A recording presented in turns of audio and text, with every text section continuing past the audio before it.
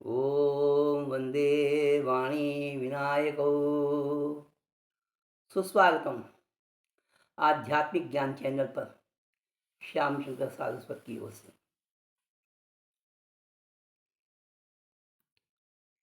मित्रों, आज से 350 वर्ष पूर्व सिखों के नवे गुरु तेग बहादुर जी महाराज अपने दरबार में विराजमान थे। तभी कुछ कश्मीरी पंडित उनके साथ पास उपस्थित होते हैं और उनसे निवेदन करते हैं कि औरंगजेब ने उन्हें मुसलमान बनने का आदेश दिया है। अपने बचाव के लिए उन्होंने औरंगजेब से कहा है कि यदि गुरु तेग बहादुर जी महाराज मुसलमान हो जाएंगे तो हम भी हो जाएंगे। सभा में उपस्थित गुरु महाराज के 9 वर्षीय तेजस्वी पुत्र गोविंद राय ने खड़े होकर कहा कि इस समय धर्म की रक्षा के लिए किसी महापुरुष के बलिदान की आवश्यकता है और इस सभा में गुरु महाराज मुझे आपसे बढ़कर कोई महान व्यक्ति नहीं दिखाई देता। अपने तेजस्वी पुत्र की यह बात सुनकर गुरु तेग बहादुर जी महाराज अपने सहयोगियों दयाल दास और 2 सगे भाई सतीदास और मतीदास, जो कि गुजरावाला के सारस्वत ब्राह्मण थे, साथ में लेकर औरंगजेब से 2 बातें करने के लिए निकल पड़े। दरबार में औरंगजेब के सम्मुख उपस्थित होकर उन्होंने हिंदुओं पर होने वाले अत्याचार और धर्मांतरण के दबाव को तत्काल रोकने की अपील की। इस पर औरंगजेब ने उन्हें मुसलमान बनने का आदेश दिया, जिसे अस्वीकार करने पर गुरु तेग बहादुर जी महाराज को उनके सहयोगियों के साथ कत्ल करवा दिया गया। इस लोमहर्षक घटना के बाद श्री गुरु तेग बहादुर जी महाराज हिंद की चादर कहलाए। उनके असामयिक निधन के पश्चात 9 वर्षीय गुरु गोविंद राय गुरु गोविंद सिंह के रूप में 10वें सिख गुरु के रूप में गुरुगद्दी पर आसीन हुए। इसके बाद वे आजीवन धर्म रक्षा के लिए संघर्ष करते रहे। श्री गुरु गोविंद सिंह जी ने एक जगह खुद कहा है, हम यही काज जगत में आए, धर्म हेतु गुरुदेव पठाए।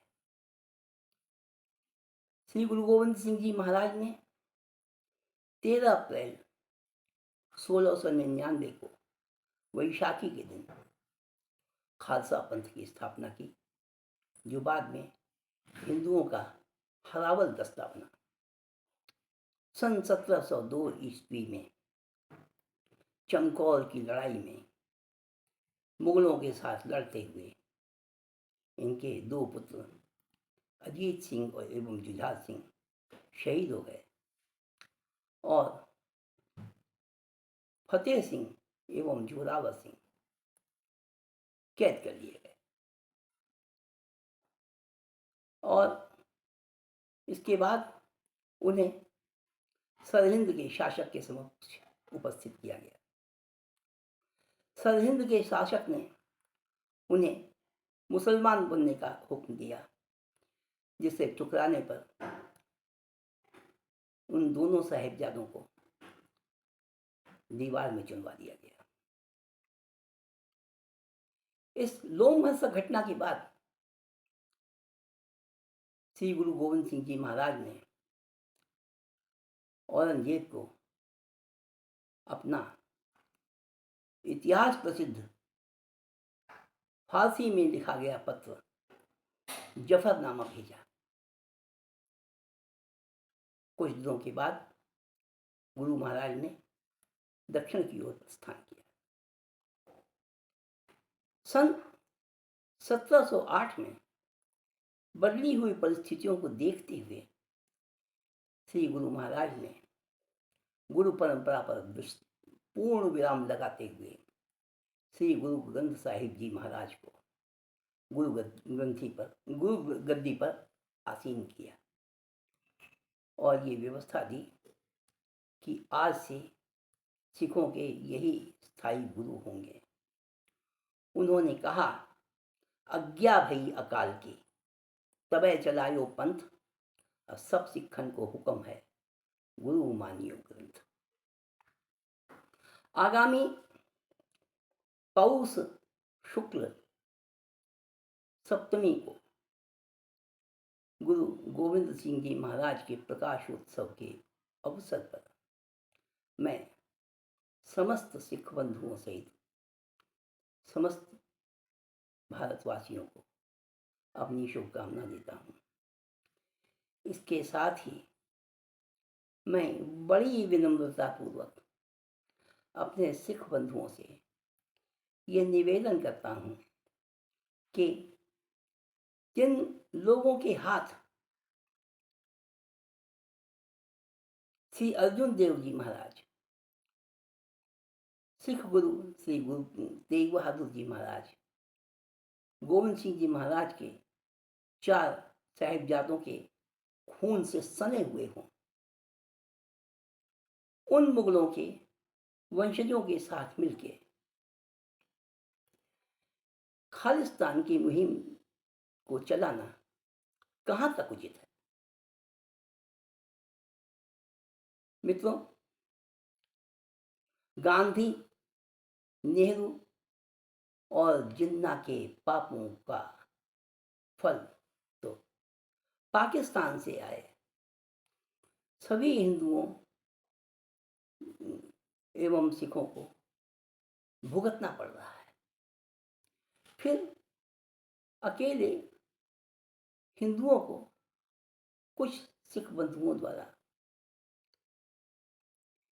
लक्ष्य करके किसी प्रकार का उनके प्रति मनोद्वेग रखना कहाँ तक उचित होगा। मैं हिंदुओं को सिखों से अलग नहीं मैं सिखों को हिंदुओं से अलग नहीं मानता। सिख हिंदुओं से अलग है भी नहीं। 1905 की जनगणना में उन्होंने अपने को हिंदुओं के रूप में दर्ज भी कराया है। इसलिए मेरा निवेदन है कि इस बात पर हमारे सिख बंधु विचार करें और इस कड़वाहट को दूर करने में सहयोग दें। इन्हीं शब्दों के साथ मैं श्याम शंकर सारस्वत अपनी वाणी को यहीं विराम देते हुए एक बार पुनः श्री गुरु गोविंद सिंह जी महाराज के प्रकाशोत्सव के अवसर पर सभी सिख बंधुओं सहित भारतवासियों को हार्दिक शुभकामना देता हूँ। वाहे गुरु जी की फतेह, वाहे गुरु जी का खालसा, सत श्री अकाल। ओम तत्सत। जयति सनातन धर्म। ओम।